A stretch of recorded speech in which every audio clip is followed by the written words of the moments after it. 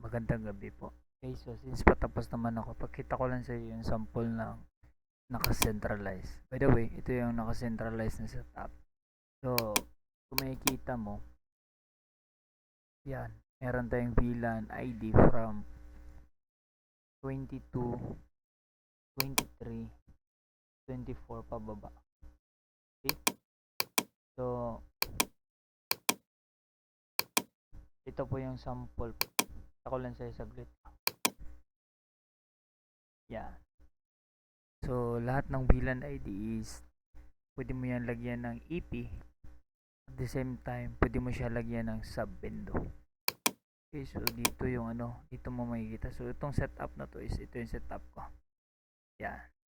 Ito yung main window machine. Ito yung first sub at saka third. But maraming EP to, sir.